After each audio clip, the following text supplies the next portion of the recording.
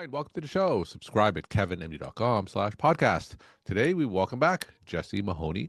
She is a pediatrician and certified coach. Today's Kevin MD article is Why the Future of Medicine Depends on Leading from the Heart. Jessie, welcome back to the show. Thanks so much. All Nice to right. see you again. All right. So tell us what this latest article is about. So I was inspired to write this article. I've actually been doing a lot of workshops on leadership and thinking a lot about how we lead in medicine. And I am a former physician leader who's been to what we used to call in my organization chief school. And they sort of taught us all how to lead in a certain way in a framework that works for these big organizations, but really sort of saying, well, what actually works in leadership? Mhm. And in working with leaders, really recognizing that a lot of those traditional ways we were taught feed into the things that work well in organizations, but not necessarily for us as physicians and potentially for the physicians we're leading. All right. In your article, you talk about an irony of cardiologists forgetting their own heart. So tell us about that story. Yeah. And so very recently, and that's really what inspired the article, is I was giving a workshop for women, mid-career women leaders in cardiology, and recognizing that what we're taught in medicine is to sort of not pay attention to our hearts, not pay attention to sort of our purpose and our passion, and to instead be responding to metrics. And this is how we're supposed to do it. And really leading from a place of depletion. And one of the things that I often teach in coaching is this idea of diastole. Yeah. And if you don't have an effective diastole, you can't have an effective systole. And yet, as leaders, we're sort of taught to ignore all the physiologic knowledge that we have. And so if you don't take time to refill, then you can't actually lead. And most leaders that we know lead from this sort of servant leadership, self-sacrifice, completely depleted, reactive, urgent, fix, manage, control type of things. And the lessons from the heart are not that, right? They are to be steady and paced, and the heart fills itself first with the coronary arteries, and it takes time to do that, right? That it paces itself if Hmm. you are not in diastolic dysfunction at any rate. It Yeah. takes time to fill itself. And it has the ability to, like, has space to fill itself. And most of us in medicine are very constricted and working on these tight schedules with no space to fill, essentially. And so this idea of pausing and learning from the physiology is really helpful in leadership. It also really appeals to physicians who really do understand, right? Your heart is there for the long life Yeah. and has to keep working. And if we ignore that physiology, nothing works. So to go into more detail for that Yeah. metaphor when it comes to diastole, so what would that look like for a lot of physicians and leaders? So that rest phase, that pause, what Yeah. does that look like for them? Well, I think it can look both micro and macro, right? So, micro, even taking pauses during the day. I often call it managing your energy well. We're very compressed into managing time really well. Hmm. But can you manage your energy well? So, can you take pauses to take a few breaths? Can you go outside at lunch? Can you make sure that you take a day off each week? I know as a leader for myself, I used to answer emails at night and they'd come in the middle of the night because sometimes people you're leading work at night. Yeah. And so there's just never a pause to catch your breath or refill. And so I think in the micro, in each day or even in each hour, how can you simply, I often say, pause and breathe. We know that the breath actually physiologically changes us, and yet most physicians don't ever breathe. And so it can look like that. It also looks like taking time, like taking a vacation. And actually, as you know, I run retreats and I have people who come to retreats and they're leaders and they are still checking their email and still navigating scheduling Yeah. from their time off. And that is not diastole. Yeah. And what you find is that then you go back exhausted with maybe, it's not that you don't have any rest or restoration, but you're not having that chance to actually fill. So you're partially filling. And we know when the heart partially fills, it doesn't function well for the long term.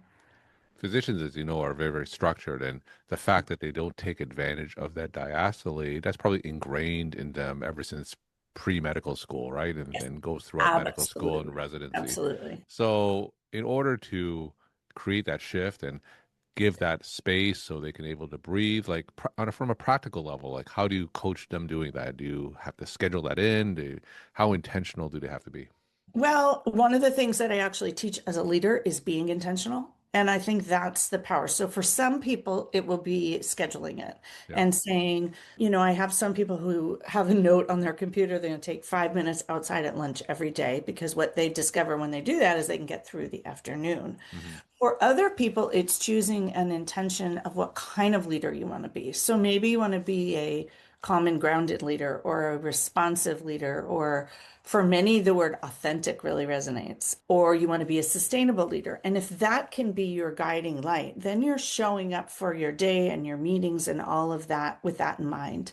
I think the other thing is when people understand the diastole concept, most people recognize that you can't function without diastole. I love the physiologic concepts for physicians because they get it immediately. And diastole is two-thirds of the cardiac cycle. And so for most of us in medicine, we don't pay any attention to that. So I think this idea that you would go into heart failure helps them recognize that they have to make time for it. It's that I think that every physician has to approach it differently. You Hmm. have to individualize what that's going to look like for you. For some people, they need to stop on the way home and at a park for 5 minutes and meditate.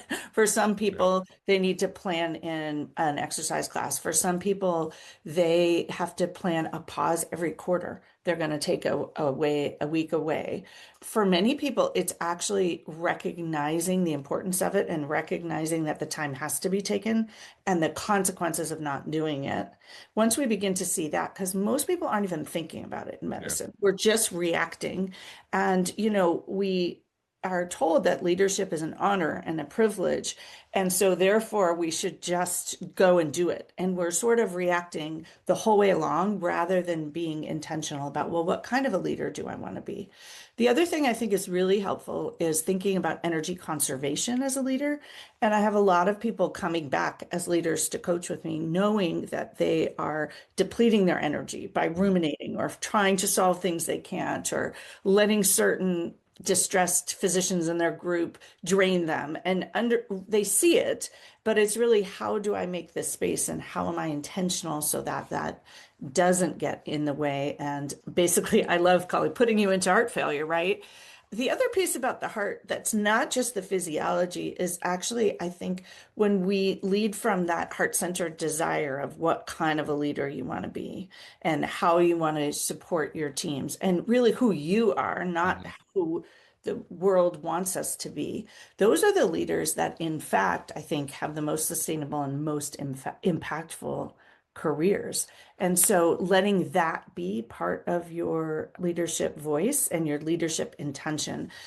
I hear time and time again this idea of having an intention as a leader. What kind of a leader do you want to be?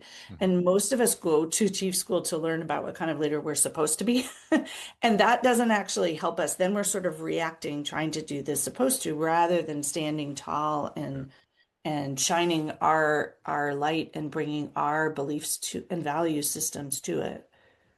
And as a leader, if they value that diastole, people that they're leading would see that as well and value that concept as well, right? Yes, absolutely. And I think one of my very first talks, almost 10 years ago now, was called Leading with a Lens to Wellness. And as physicians, we as leaders model self-sacrifice. We model taking the worst shifts. We model being the one who's the last one to leave.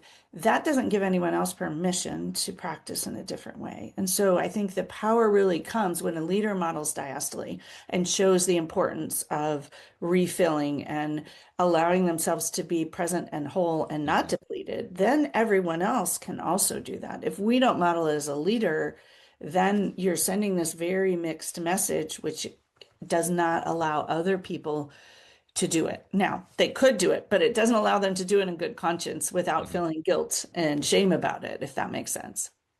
One of the things that you wrote in your article that physicians sometimes need or leaders need to unlearn urgency, right? So I Yes. think that Yes. for a lot of physicians that goes against the grain is sometimes very difficult Yeah. to unlearn that mindset. Well, and I found it's really sort of being discerning because urgency is needed in the OR or the ER or in a code, but what's urgent and what's not. And I think as a leader, everything that comes in feels urgent. And everyone else that you're working with also has an urgency bias because that's what we have in Yeah. medicine. And so for me, it was, is this urgent? Is this not urgent? And recognizing also that sometimes other people's urgency is not actually my urgency. We often will get, requests for credentialing paperwork, but it's really 3 weeks from now. But in our brain, when we are not being discerning about that, it's very exhausting. Right. And then we perpetuate that culture of urgency with our own colleagues and our teams. And then that is just energetically depleting. And medicine's hard enough without this false sense of urgency. And so I think recognizing where's urgency needed and where is it not needed, if leaders could show up with a more measured, and we'll use the heart analogy again, paced hearts, right? That would be so much more helpful for everyone because much of the conversations that we had, I was on a team that was opening a new medical center and Yeah. everything was urgent, but it was opening in 6 months or a year. Yeah. And so this energetic depletion that comes with it and it needed to be dealt with today, but it didn't really. And it's not that you don't do it, it's just that that energy that comes along with that makes medicine much more taxing and draining. And it's already taxing and draining by its very nature. Yeah. So one of the things that you wrote about is that when you were doing that retreat with the female cardiologist, that room was what you describe as a sacred space, right? A safe space. So what goes on in that room? And one of the things that you wrote us about is that sometimes these physicians in that space can stop pretending. Yeah. What's it like to be in that room? Well, I think when we create these spaces that are away from where you work, and a lot of these leadership groups actually really the most powerful ones I see are where leaders come from all parts of the country and they're together as leaders, but they're not with the people that they work with directly. There's a sense of safety and vulnerability to really show up as humans in medicine. And that cloak of sort of what are people thinking of me gets left behind wherever you came from.